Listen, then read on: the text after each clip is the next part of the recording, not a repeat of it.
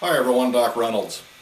I know that all of you are glad that week 5 is behind us, and I also know that everyone struggled with the whole issue of theoretical approaches. The main purpose of last week's assignment in forum postings was to merely expose you to the different theories, and I appreciate everyone's diligence in digging into those theories. The most important concept that I want everyone to come away with and grasp is not to be married to any particular theoretical approach. Some theories may apply, while others simply will not. If at least all of you have a better understanding of how theories can apply, rather than trying to find the right theory, then I think that we met our goal, and that's the important takeaway from last week. Now next week, in week 6, we will consider different research methods and approaches to data collection and analysis of the data. Think of a method like a plan. It is your blueprint for your study, which is detailed enough to allow another to replicate your study. This week, you will answer the following questions. First, what factors did you consider when you chose your particular approach and data collection method?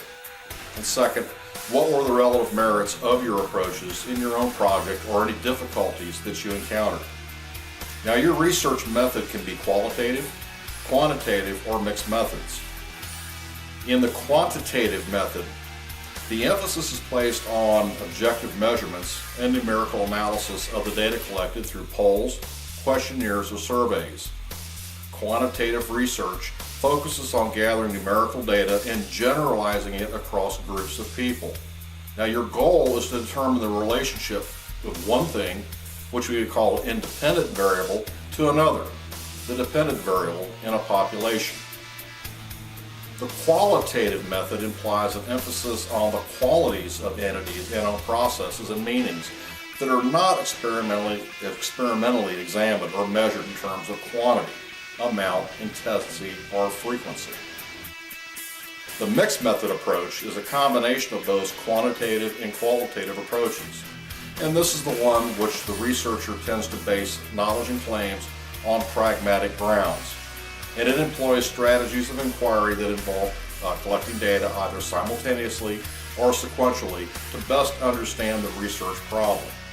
The data collection also involves gathering both numeric information, say on instruments for example, as well as text information, say in interviews for example, that actually help form your final database.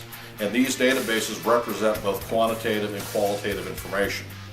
Now, an example would be, say, doing a closed-ended measure with open-ended observations.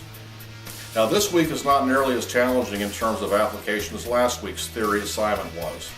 This is, however, critical information for you that you need to understand through the research methods and approaches in data collection.